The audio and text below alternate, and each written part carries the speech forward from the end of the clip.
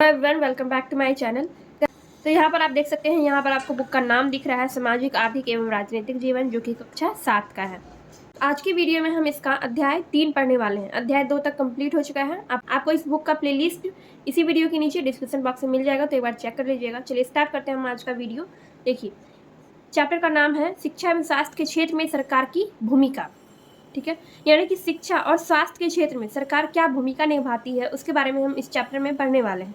पहले हम इस चैप्टर को पढ़ेंगे, समझेंगे और इसी वीडियो में हम लोग क्वेश्चन भी सॉल्व करने वाले हैं। तो वीडियो में लास्ट तक आप लोग बने रहिए। सड़क, बिजली, कानून व्यवस्था, आपदा के समय राहत लोगों का लोकतांत्रिक अधिकार है। लोकतांत्रिक अधिकार का मतलब क्या होता है? देखिए, आप लोग जानते होंगे कि जनता सरकार स्वयं चुनती है और सरकार जनता के लिए ही काम करती है। तो जनता को जो अधिकार मिलता है वो कौन सा अधिकार होता है? लोकतांत्रिक अधिकार होता है। उसी को लोकतांत्रिक अधिकार कहते हैं। सड़क निर्माण के लिए या फिर सड़क को सही करवाने के लिए और बिजली, कानून व्यवस्था के लिए लोग सरकार से राहत की मांग कर सकते हैं। तो इसी को कहा जाता है लोकतांत्रिक अधिकार, लोगों का लोकतांत्रिक अधिकार। इसलिए अपेक्षा होती है कि लोगों द्वारा चुनी हुई सरकार इसे पूरा करे। और इस अध्याय में हम लोग शिक्षा एवं स्वास्थ्य संबंधी सरकार की भूमिका को समझेंगे और देखेंगे कि यह सरकार के काम से किस प्रकार जुड़ी हुई है। शिक्षा हमारे जीवन के विकास के लिए जरूरी है, अर्थात वह दुनिया को समझने का मौका देती है, आत्मविश्वास देती है और व्यक्ति व समाज को बेहतर बनाने की कोशिश करती है। कौन? शिक्षा। शिक्षा होगा तभी हम किसी भी बात को अच्छे से समझ सकते हैं, हमें आत्मविश्वास आएगा, यानी कि हमारे अंदर कॉन्फिडेंस आएगा और शिक्षित व्यक्ति जो होता है वो समाज को बेहतर बनाने का कोशिश करते हैं। शिक्षा इस बात के लिए सक्षम बनाती है कि हम अपनी रुचि के अनुसार काम ढूंढ पाए। देखिए, अगर हम शिक्षित होंगे तभी हम अपनी रुचि के अनुसार, अपने इंटरेस्ट के अनुसार हम काम ढूंढ सकते हैं। समाज के लोग किसी समस्या पर मिलजुल कर बातचीत कर सकें और उसका समाधान निकाल सकें। इसके अलावा एक शिक्षित व्यक्ति अदालत में अपना बचाव करने, बैंक से ऋण लेने, वैज्ञानिक ढंग से खेती करने, सरकार की विभिन्न योजनाओं की जानकारी लेने में ज़्यादा समर्थ होता है। वह राजनीतिक गतिविधियों में भाग लेने एवं सामाजिक कार्यों में सफलतापूर्वक भागीदारी करने में सक्षम महसूस करता है। ठीक है, तो जब आप शिक्षित होंगे तभी आप ये सब काम अच्छे ढंग से कर सकते हैं। ठीक है, जैसे कि यहाँ पर क्या लिखा हुआ है कि शिक्षित व्यक्ति अदालत में अपना बचाव कर सकता है, बैंक से ऋण ले सकता है, वैज्ञानिक ढंग से खेती कर सकता है और सरकार की विभिन्न योजनाओं की जानकारी लेने में वह ज़्यादा समर्थ होता है। जब आप शिक्षित होंगे तभी ये काम अच्छे ढंग से, अच्छे तरीके से कर सकते हैं।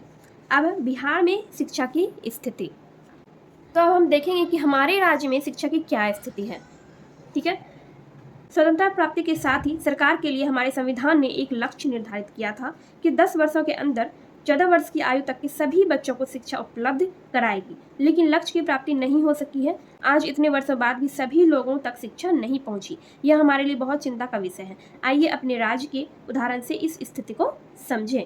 तो देखिए, स्वतंत्रता प्राप्ति के साथ ही सरकार ने एक लक्ष्य निर्धारित किया था कि हम 10 वर्षों के अंदर ही 14 वर्ष की आयु तक के सभी बच्चों को शिक्षा उपलब्ध कराएंगे। लेकिन आज इतने वर्ष हो गए आज़ादी के बाद, लेकिन फिर भी 100% लक्ष्य प्राप्त नहीं हो सका है। हालांकि सरकार ने शिक्षा की स्थिति में बहुत सुधार किया है, लेकिन उन्हें 100% लक्ष्य की प्राप्ति नहीं हुई। एक दृष्टि हम नीचे की तालिका पर डालते हैं जो बिहार की साक्षरता दर से संबंधित है। साक्षरता दर यह बताती है कि कुल जनसंख्या में से कितने प्रतिशत लोग साक्षर हैं। साक्षर का क्या मतलब होता है? यानी वैसे लोगों की कितनी संख्या है जो कम से कम अपना नाम लिख सकते हैं और कुछ सरल वाक्यों को पढ़कर समझ सकते हैं। ठीक है, साक्षर का यही मतलब होता है, जो कम से कम अपना नाम लिख सके और कुछ सरल वाक्यों को पढ़ के समझ सके। तो वैसे लोगों को साक्षर कहा जाता है। और जो लोग कुछ भी पढ़ना नहीं जानते हैं, ना नाम लिखना जानते हैं, उनको कहते हैं निरक्षर। ठीक है, साक्षर और शिक्षित व्यक्ति में अंतर होता है। साक्षर का मतलब हो गया जो सिर्फ अपना नाम लिख सकता है और कुछ छोटे मोटे वाक्यों को, कुछ सरल वाक्यों को पढ़कर समझ सकता है, तो वैसे व्यक्ति को साक्षर कहते हैं। चलिए, अब यहाँ पर एक चार्ट दिया गया है। भारत की जनगणना 2001 के अनुसार बिहार की साक्षरता की स्थिति। हमारे बिहार में कुल साक्षरता दर कितना है? 47%। पुरुष साक्षरता दर मतलब जितना भी पुरुष है उनमें से 60% पुरुष जो है वो साक्षर है।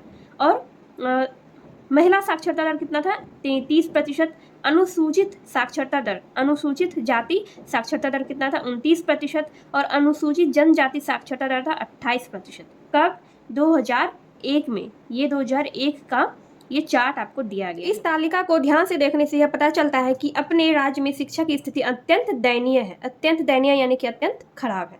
हमारी कुल साक्षरता दर आधी से भी कम है, अर्थात हमारे प्रदेश की कुल आबादी के आधे से ज़्यादा लोग पढ़े लिखे नहीं हैं। महिलाओं, अनुसूचित जातियों एवं अनुसूचित जनजातियों की स्थिति सबसे बदतर है। बदतर का मतलब होता है बहुत ज़्यादा ही खराब है, ठीक है। यानी कि हमारे प्रदेश में, हमारे राज्य में महिलाएं और अनुसूचित जाति और अनुसूचित जनजाति ये लोग बहुत कम पढ़े लिखे होते हैं, ठीक है। इनमें केवल 1/3 या 28 से 33% ही साक्षर हैं, ठीक है। महिलाओं में, अनुसूचित जातियों में और अनुसूचित जनजातियों में 28 से 33% लोग ऐसे होते हैं जो कि साक्षर होते हैं, और बाकी के सब क्या होते हैं, निरक्षर होते हैं, ठीक है। यह स्थिति इसलिए बनी हुई है क्योंकि स्कूल की व्यवस्था बहुत कमजोर है। बचपन में इन्हें स्कूल जाने का एवं पढ़ाई करने का मौका नहीं मिला है। हाल के वर्षों में सरकार द्वारा किए गए प्रयासों के कारण साक्षरता दर में अप्रत्याशित वृद्धि देखने को मिली है, फिर भी 100% लक्ष्य प्राप्त नहीं हो पाई। तो हमारे प्रदेश में ऐसा हाल शिक्षा का इसलिए है क्योंकि व्यवस्था क्या है, बहुत कमजोर है, और बचपन में ये लोग स्कूल नहीं गए और उन्हें पढ़ाई करने का मौका नहीं मिला, इसलिए वो लोग निरक्षर रह गए। मतलब कुछ लोग साक्षर हैं, यानी कि 28 से 33% जनता ही ऐसी है, महिलाओं, अनुसूचित जातियों और अनुसूचित जनजातियों में, जो कि साक्षर है, और बाकी के निरक्षर है, ठीक है। तो वो इसलिए निरक्षर है क्योंकि वो बचपन में स्कूल नहीं जा पाए थे, उन्हें पढ़ाई करने का मौका नहीं मिल पाया था, और स्कूल की व्यवस्था जो है वो बहुत कमज़ोर था पहले। और अभी के समय में सरकार बहुत काम कर रही है शिक्षा उपलब्ध कराने में, तो अभी साक्षरता दर में वृद्धि देखने को मिली है, लेकिन 100% यानी कि सभी बच्चों को अभी शिक्षा प्राप्त वो नहीं करवा सके हैं, ठीक है। अभी भी ऐसे बहुत सारे बच्चे हैं जो कि निरक्षर हैं। ऐसी बहुत सारी महिलाएं और अनुसूचित जातियों और अनुसूचित जनजातियों में ऐसे बहुत सारे व्यक्ति आपको मिल जाएंगे जो कि अभी भी निरक्षर है। अब है बच्चों द्वारा बच्चों का सर्वे का मतलब होता है सर्वेक्षण। तो आज भी बच्चे विद्यालय क्यों नहीं जा रहे हैं, पढ़ाई नहीं कर पा रहे हैं, इसके लिए एक सर्वे करते हैं। 4 बच्चों की टोली बनाकर नीचे दिए गए प्रश्नों पर कम से कम 3 बच्चों से बात करना है। इन बच्चों की परिस्थिति अलग अलग है, यह पता करने की कोशिश करें कि किन कारणों के चलते ये बच्चे विद्यालय नहीं जा पा रहे हैं। तो सर्वे का मतलब होता है सर्वेक्षण करना, यानी कि 3 या फिर 4 बच्चों की टोली बनाकर सब लोग एक एक करके सबके घर जाएंगे और पूछेंगे कि घर के बच्चे जो स्कूल नहीं जा रहे हैं उसका क्या कारण है। तो यहाँ पर दिया गया है कि ऐसे बच्चे जो कभी स्कूल नहीं गए, वे कौन कौन से कारण जिनके चलते ये बच्चे कभी स्कूल नहीं गए, कारण को आपको लिखना है। मतलब कि ऐसे भी बहुत सारे बच्चे हैं हमारे प्रदेश में जो कि कभी भी स्कूल नहीं गए, तो उनके स्कूल नहीं जाने का क्या क्या कारण है, इसका पता आप कैसे लगाएंगे, सर्वे के द्वारा लगाएंगे, ठीक है। फिर आपको यहाँ पर लिखना है कि वे कौन कौन से कारण होते हैं जिनके चलते बच्चे कभी स्कूल नहीं जा पाए हैं, ठीक है।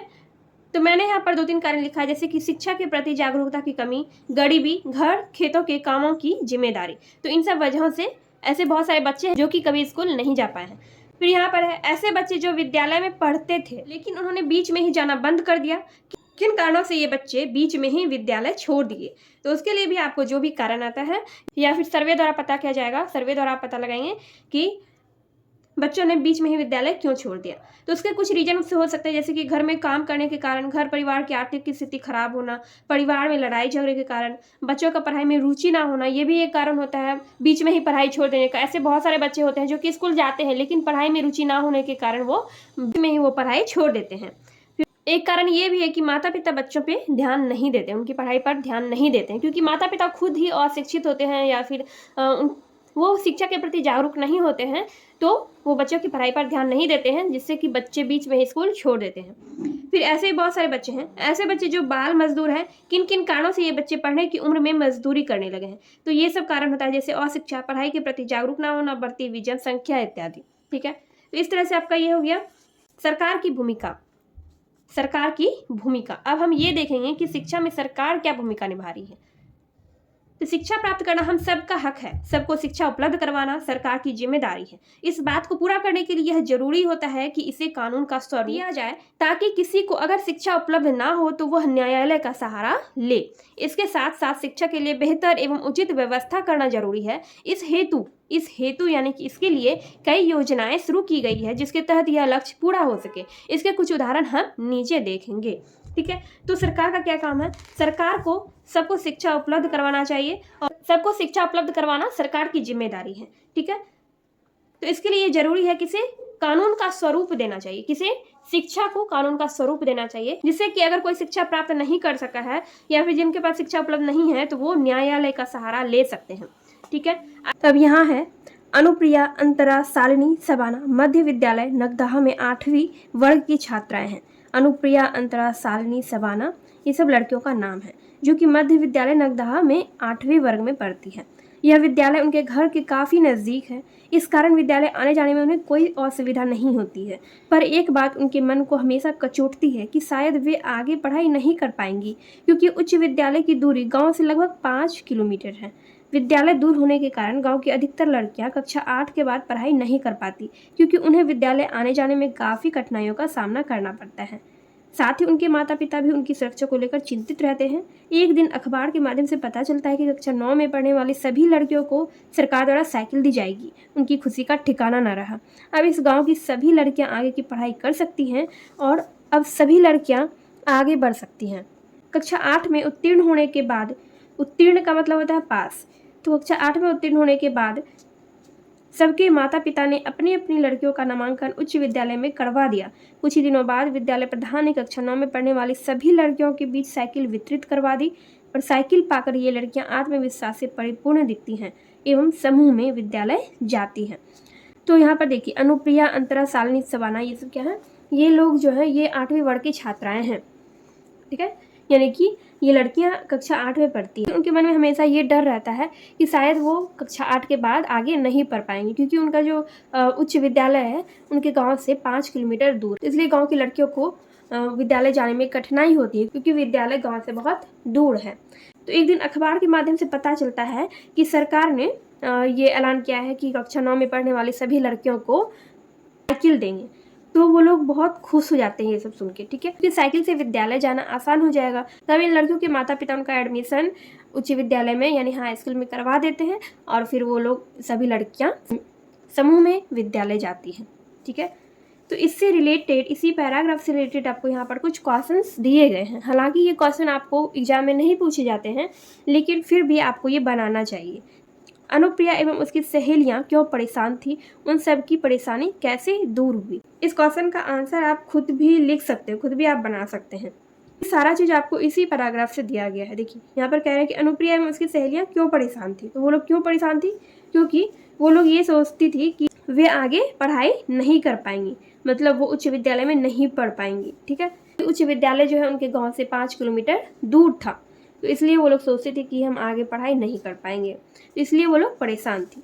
दूसरा क्वेश्चन है, लड़कियों को शिक्षा ग्रहण करने में परेशानियों का सामना करना पड़ता है, ऐसा क्यों, कारण सहित लिखें। देखिए, गांव की लड़कियों को खास करके शिक्षा ग्रहण करने में परेशानियों का सामना करना पड़ता है। क्या गांव की हो या फिर शहर की, माता पिता को उनकी सुरक्षा की चिंता हमेशा लगी रहती है।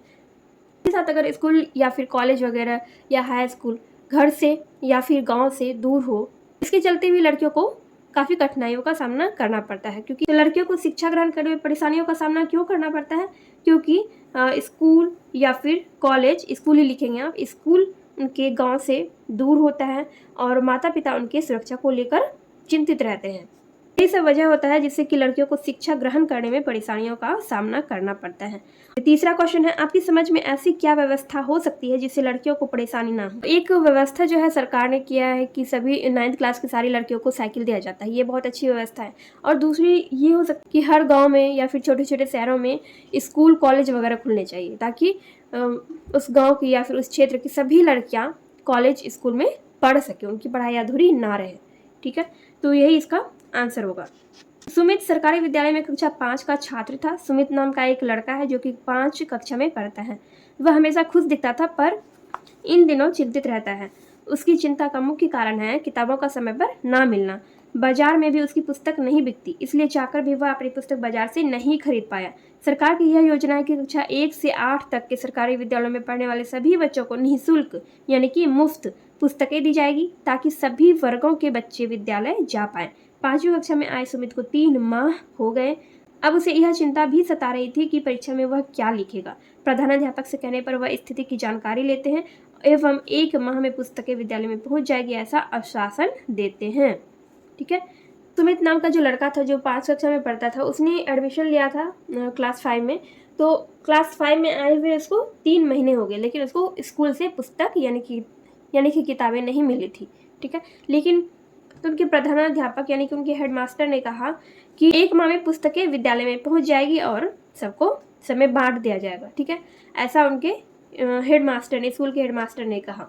तो अब इस पैराग्राफ से रिलेटेड भी आपको यहाँ पर क्वेश्चन दिया गया है। देखिए क्वेश्चन क्या है, सुमित की चिंता का क्या कारण था? यदि सुमित की जगह आप होते तो आपके मन में क्या क्या विचार आते, आपस में चर्चा करें। तो आंसर आप खुद से भी लिख सकते हैं। देखिए सुमित की चिंता का क्या कारण था, उसको यह चिंता था कि अगर किताब समय पर नहीं मिलेगा तो वो परीक्षा में क्या लिखेगा। उसके बाद यहाँ पर पूछ रहा है कि यदि सुमित की जगह आप होते तो आपके मन में क्या क्या विचार है। तो अगर सुमित की जगह पर कोई भी विद्यार्थी होता तो वो भी यही सोचा कि अगर मुझे किताब नहीं मिलेगी तो मैं पढ़ाई नहीं कर पाऊंगा और मैं परीक्षा में क्या लिखूंगा। तो ये हो गया इसका। फिर दूसरा है, आपको समय पर किताब नहीं मिलने की स्थिति में प्रधानाध्यापक ने क्या प्रयास किया। तो आपके स्कूल के जो प्रधानाध्यापक होंगे वो भी इसी तरह से कोशिश करेंगे कि जल्द से जल्द हमारे विद्यालय में पुस्तक आ जाए और सभी बच्चों में बांट दिया जाए। तो इस तरह से आप इसका आंसर लिख सकते हैं। फिर तीसरा है, मध्याह्न भोजन योजना, पोशाक योजना, भवन निर्माण योजना, आंगनबाड़ी केंद्र इत्यादि योजनाओं के विषय में शिक्षकों से चर्चा करें कि आखिर उनकी जरूरत क्यों है। देखिए मध्याह्न भोजन के बारे में तो आप जानते हैं, मध्याह्न भोजन योजना, पोशाक योजना, जो गरीब बच्चे होते हैं, जो बहुत गरीब बच्चे होते हैं, या फिर बच्चों को इंगेज रखने के लिए, स्कूल में इंगेज रखने के लिए, ताकि बच्चे स्कूल से लंच टाइम में घर ना चला जाए, इसलिए मध्याह्न भोजन योजना शुरू किया गया। और एक कारण और है कि कुछ बहुत सारे ऐसे गरीब बच्चे होते हैं जो कि घर से खाना खा के नहीं आ पाते हैं। तो बहुत सारे बच्चे ऐसे होते हैं जिनके घर में खाना नहीं बनता, वो खाना खा के घर से नहीं आ पाते हैं, तो इसलिए स्कूल में मध्याह्न भोजन योजना का शुरुआत किया गया। और एक कारण ये भी है जो मैंने आपको पहले बताया कि बच्चों को स्कूल में इंगेज रखने के लिए, ताकि बच्चे स्कूल से टिफिन में ही यानी कि लंच टाइम में भाग ना जाए घर, इसलिए मध्याह्न भोजन योजना शुरू किया गया। पोशाक योजना, देखिए सभी सरकारी स्कूल में पढ़ने वाले ज़्यादातर बच्चे गरीब परिवार से बिलोंग करते हैं, तो इसलिए पोशाक योजना भी शुरू किया गया। सभी बच्चों को पैसे दिए जाते हैं पोशाक के लिए और सभी बच्चे अपने अपने लिए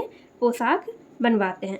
तो इसी तरह से भवन निर्माण योजना, आंगनबाड़ी केंद्र, इन सब के बारे में आपको लिखना है। देखिए जो आप अपने टीचर से भी पूछा कीजिए, स्कूल के जो टीचर होते हैं आपके, उनसे भी आप पूछा कीजिए जो भी आपको नहीं आता है क्वेश्चन वगैरह, या फिर जहाँ पर आपको डाउट रहता है तो स्कूल के टीचर से भी आप लोग थोड़ा पूछा कीजिए। तो ये हो गया आपका 4 नंबर का क्वेश्चन है, क्या आप अपने विद्यालय की पढ़ाई व्यवस्था से संतुष्ट हैं? अपने विचार लिखें। जब मैं विद्यालय में पढ़ती थी कक्षा 7 या 8 में, उस टाइम विद्यालय की जो शिक्षा व्यवस्था थी वो सही नहीं थी, मतलब सही ढंग से सही ढंग से पढ़ाई नहीं होता था। लेकिन अब उसमें बहुत सुधार आया है, अब पढ़ाई होती है। तो यहाँ पर आपको अपने विद्यालय के बारे में लिखना है। आपके विद्यालय में अभी शिक्षा व्यवस्था कैसी है उसके बारे में आपको यहाँ पर लिखना है। ये हो गया। अब यहाँ पर देखिए, एक नज़र शिक्षा के अधिकार पर। इसमें क्या है, शिक्षा का अधिकार 1 अप्रैल 2010 से पूरे विश्व में लागू हो गया। शिक्षा के अधिकार के तहत 6 से 14 आयु वर्ग के सभी बच्चों को अनिवार्य एवं निःशुल्क शिक्षा प्रदान की जाएगी।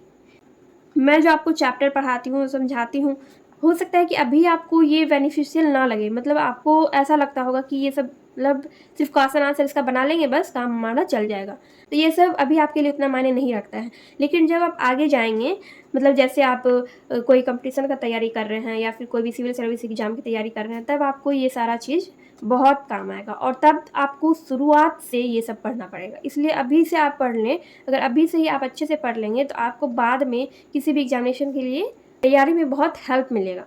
तो ऐसे भी आपको ये सारे चैप्टर अच्छे से पढ़ के समझ के तब इसका आंसर बनाना चाहिए। इसमें जो सारे क्वेश्चन दिए गए हैं उसके आंसर आपको अच्छी तरह से तभी समझ में आएंगे जब आप चैप्टर को अच्छे से समझ लेंगे। तो इसलिए आप लोग चैप्टर वाले वीडियो को स्किप मत क्या कीजिए, इसको भी पूरा देखा कीजिए, क्योंकि इसमें मैं आपको जो भी बताती हूँ आपके लिए ही बताती हूँ। ठीक है, आपको बताया कि यहाँ पर शिक्षा का अधिकार जो है 1 अप्रैल 2010 से पूरे देश में लागू हो गया और शिक्षा के अधिकार के तहत 6 से 14 आयु वर्ग के सभी बच्चों को अनिवार्य का क्या मतलब है, यानी कि 6 से 14 वर्ष का जो भी बच्चा है उनको शिक्षा प्राप्त करना ही करना है। मतलब कि उनके लिए ऑप्शन नहीं है, आपको ऑप्शन नहीं दिया जा रहा है कि आपका मन हुआ तो आप पढ़ेंगे, नहीं मन हुआ तो नहीं पढ़ेंगे, ऐसा नहीं है। अनिवार्य का इंग्लिश मीनिंग होता है कंपलसरी, यानी कि 6 से 14 आयु वर्ग के बच्चों के लिए शिक्षा कंपलसरी है। और निःशुल्क तो जानते ही हैं, मुफ्त। सरकार की तरफ से ये शिक्षा का अधिकार जो है 1 अप्रैल 2010 से पूरे देश में लागू हो गया। फिर किसी भी बच्चे को कक्षा में रोका नहीं जाएगा और ना ही निष्कासित किया जाएगा। सभी बच्चों को स्कूल जाना अनिवार्य है। जिन बच्चों ने स्कूल छोड़ दिया है उन्हें मदद कर पुनः नामांकित किया जाएगा। ठीक है, आई होप आपको यहाँ पर कोई दिक्कत नहीं होगा इसमें। अब यहाँ देखते हैं, शिक्षा के बारे में हमने पढ़ लिया, सरकार के क्या क्या अधिकार है, सरकार ने शिक्षा के लिए क्या क्या किया उसके बारे में हमने पढ़ा। अब हम पढ़ेंगे स्वास्थ्य के क्षेत्र में सरकार की भूमिका। जिस तरह शिक्षा के क्षेत्र में सरकार की जिम्मेदारी है, उसी तरह स्वास्थ्य के क्षेत्र में भी सरकार की जिम्मेदारी है। इसमें कोई संदेह नहीं है कि देश में लोगों की स्वास्थ्य की दशा अच्छी नहीं है। पीने के लिए स्वच्छ पानी की कमी, संतुलित आहार की कमी, दवाइयों की कमी, अस्पताल में अपर्याप्त बिस्तर, डॉक्टरों की कमी आदि अनेक समस्याएं हैं। तो बहुत जगहों पे ऐसा देखा जाता है कि पीने के लिए स्वच्छ पानी नहीं मिलता है। कई जगहों पे पीने के लिए पानी या फिर कोई भी काम करना हो तो पानी खरीदना पड़ता है हॉस्पिटल में, ठीक है। और संतुलित आहार की कमी, मतलब अच्छा आहार भी बहुत सारे अस्पतालों में नहीं दिया जाता है। और दवाइयों की कमी, अस्पताल में अपर्याप्त बिस्तर, यानी कि बेड जो है अस्पतालों में बेड जो है वो पर्याप्त मात्रा में नहीं है। मतलब बहुत सारे मरीजों को जो है नीचे सोना पड़ता है। और डॉक्टरों की कमी, तो बहुत सारे अस्पतालों में डॉक्टरों की भी कमी होती है। तो ये सारी समस्याएं जो है हमारे स्वास्थ्य व्यवस्था में ये सारी समस्याएं हैं। तो इनको ठीक करना किसकी जिम्मेदारी है? सरकार की जिम्मेदारी है।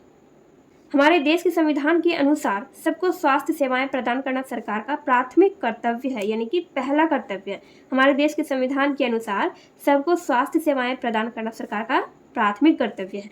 नागरिकों को आवश्यक स्वास्थ्य सेवाएं उपलब्ध होनी चाहिए, जिसमें आकस्मिक मतलब हो गया अचानक, तो आकस्मिक इलाज की सुविधा भी सम्मिलित हो। स्वास्थ्य सुविधाएं प्रदान करने वाली संस्थाएं जैसे कि गांव का स्वास्थ्य केंद्र, प्राथमिक केंद्र, जिला अस्पताल आदि से अपेक्षा है कि वे सुचारू रूप से काम करें। तो सरकार को स्वास्थ्य सुविधाएं प्रदान कराने वाली संस्थाओं जैसे कि गांव का स्वास्थ्य केंद्र, प्राथमिक स्वास्थ्य केंद्र, जिला अस्पताल, इन सबको मतलब ये निर्देश देना चाहिए, उनको बोलना चाहिए कि आप लोग अच्छे से काम कीजिए, सुचारू रूप से काम कीजिए, ताकि सबको अच्छी स्वास्थ्य सुविधाएं प्राप्त हो सके।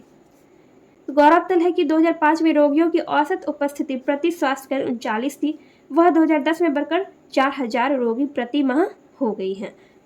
स्वास्थ्य केंद्र में 2005 में रोगियों की औसत उपस्थिति कितनी थी? 39, और 2010 में कितना हो गया? 4000 हो गया।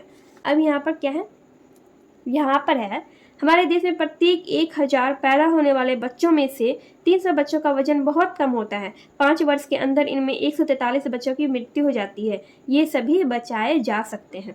हमारे देश में औरतों को सबसे ज़्यादा खतरा बच्चे को जन्म देने के समय होता है। 1 लाख औरतों में से 400 औरतों की जन्म देते समय मौत हो जाती है। ये औरतें मरने से बचाई जा सकती है। देखिए, अगर स्वास्थ्य व्यवस्था अच्छा रहेगा तो जैसे कम वजन वाले बच्चों की मौत हो जाती है और औरतों की भी मौत हो जाती है बच्चों को जन्म देते समय, तो वैसा नहीं होगा अगर सरकार इस ओर ध्यान दे, इस ओर काम करे। तो यहाँ पर है क्वेश्चन है उसी से रिलेटेड, यह दोनों स्थितियां क्यों उत्पन्न होती है, इसके पीछे क्या क्या कारण है। देखिए, पहली स्थिति में क्या था? पहले में था कि बहुत सारे ऐसे बच्चे होते हैं जिनका जन्म होता है तो उनका वजन जो है बहुत कम होता है, जिसके कारण उनकी मृत्यु हो जाती है। तो ऐसा इसलिए होता है क्योंकि वो बच्चे जो हैं कमज़ोर होता है। तो बच्चा कमज़ोर क्यों होता है? क्योंकि उसकी माँ कमज़ोर होती है, क्योंकि उनको खाना पीना सही ढंग से नहीं मिलता होगा। तो अगर सरकार इस ओर ध्यान दे और सभी गर्भवती महिलाओं के लिए अगर कोई योजना या फिर ऐसा कोई नियम बनाए जिससे उनका स्वास्थ्य बेहतर रहे, तो ऐसा करने से तो इस तरह की स्थितियाँ उत्पन्न नहीं होगी। तो इन दोनों स्थितियों में बच्चों और औरतों को कैसे बचाया जा सकता है? तो बस उनका ध्यान रखकर, उनके स्वास्थ्य का ध्यान रखकर ही बच्चों और औरतों को बचाया जा सकता है। तो ये सारी जिम्मेदारी किनकी है? ये सरकार की जिम्मेदारी है कि वो जनता के स्वास्थ्य का ध्यान रखे, सबके स्वास्थ्य का ध्यान रखे। तो इसके लिए क्या क्या जरूरी है कि अस्पताल में बेड की कमी ना हो, पीने के लिए स्वच्छ पानी हो, संतुलित आहार हो, सारी चीज़ों पे ध्यान देना, उस पर काम करवाना, ये सरकार की जिम्मेदारी होती है। तो सरकार को इन सब बातों पे ध्यान देना चाहिए। अब इसके आगे यहाँ पर आपको 4 क्वेश्चन दिए गए हैं अभ्यास में, सिर्फ 4 क्वेश्चन हैं। तो इन चारों क्वेश्चन को हम एक एक करके देखते हैं। तो यहाँ पर पहला क्वेश्चन है, सबके लिए स्वास्थ्य की सुविधा उपलब्ध करने के लिए या कराने के लिए सरकार कौन कौन से कदम उठा सकती है, चर्चा करें। देखिए, मैंने यहाँ पर आंसर को शॉर्ट करके लिखने की कोशिश की है। आई होप आपको इतना छोटा आंसर तो याद हो ही जाना चाहिए। आप क्लास 7 के स्टूडेंट हैं तो इतना आपको याद रखना चाहिए।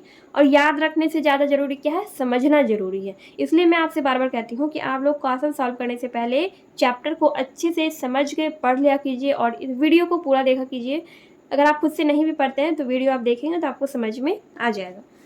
तो इसका आंसर मैंने लिखा है, सरकार को आम जनता के लिए स्वास्थ्य सुविधाएं उपलब्ध कराने के लिए सभी गांवों में एक स्वास्थ्य केंद्र खुलवाना चाहिए तथा जिन गांवों में स्वास्थ्य केंद्र है वहां चिकित्सकों की कमी को दूर करना चाहिए। इसके अलावा सबके लिए पेयजल, अस्पतालों में बेड आदि की व्यवस्था करनी चाहिए। पेयजल का मतलब हो गया पीने लायक जल, ठीक है। तो इन सब की व्यवस्था जब होगी तभी लोगों का स्वास्थ्य सुधरेगा।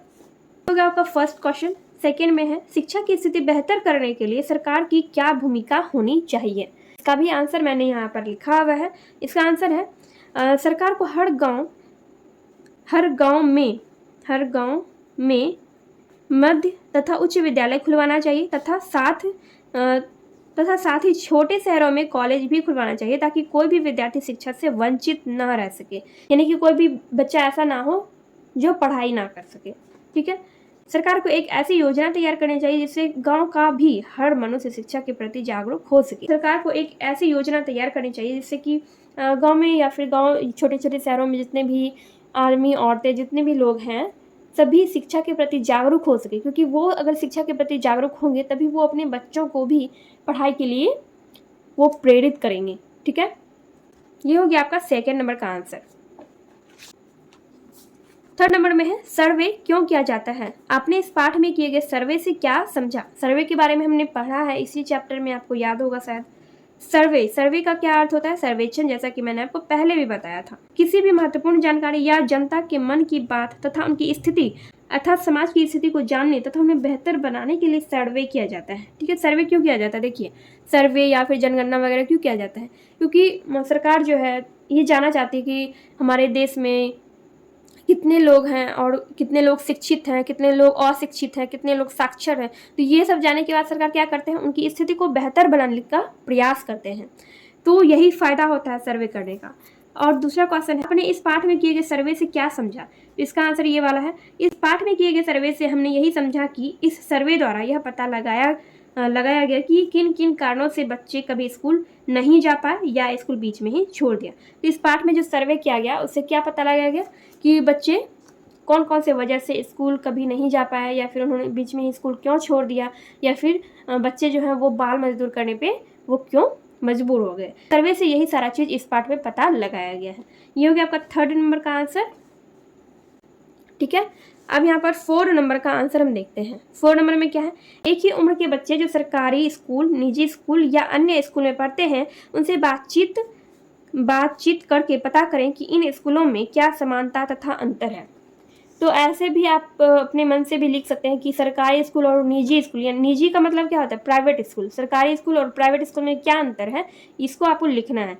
तो ऐसे भी आप इसको अपने मन से लिख सकते हैं कि सरकारी स्कूल और प्राइवेट स्कूल में क्या क्या अंतर होता है। तो मैंने यहाँ पर बेसिक सा 4 पॉइंट दोनों में लिखा हुआ है। तो निजी स्कूल के बारे में पहले इन 4 पॉइंट को जानते हैं। देखिए, निजी स्कूलों का संचालन व्यक्ति के हाथ में होता है। देखिए, किसी विशेष व्यक्ति के हाथ में निजी स्कूल का संचालन होता है, यानी कि प्राइवेट स्कूल जो है कोई एक विशेष आदमी चलाता है। और क्या दूसरा है कि भवन आकर्षक तथा बड़ा होता है।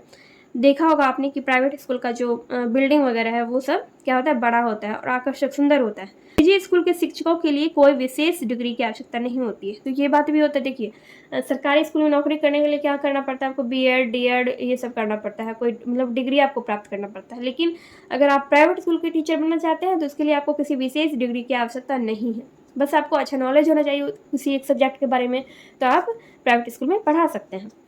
तो ये हो गया। और चौथा है, निजी स्कूलों में छात्र सामान्यतः उच्च आय वर्ग परिवारों से, स्कूल में पढ़ने वाले जो छात्र होते हैं यानी जितने भी स्टूडेंट होते हैं प्राइवेट स्कूल के, वो सब ज़्यादातर स्टूडेंट अमीर घरों से होते हैं। सरकारी स्कूल, तो सरकारी स्कूलों का संचालन सरकार के हाथ में होता है, सिंपल सी बात है और आप सब भी जानते हैं। सरकारी स्कूल का भवन छोटा तथा अनाकर्षक होता है। अनाकर्षक मतलब दिखने में ज़्यादा सुंदर या फिर डिज़ाइनदार नहीं होता है, और भवन जो उतना ज़्यादा या फिर बहुत विशाल भवन नहीं होता है। ठीक है, ये हो गया।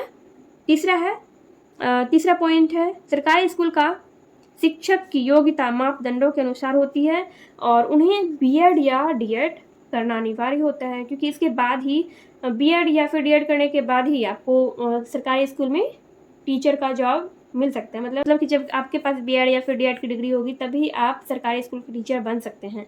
4 नंबर में है, सरकारी स्कूल के छात्र सामान्यतः निम्न आय वर्ग परिवारों से आते हैं।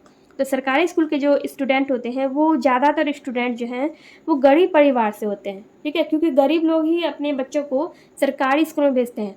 हालांकि ऐसा कोई ज़रूरी नहीं है कि सिर्फ गरीब परिवार के बच्चे ही सरकारी स्कूल में पढ़ते हैं, बहुत से अच्छे घर के बच्चे भी सरकारी स्कूल में पढ़ते हैं।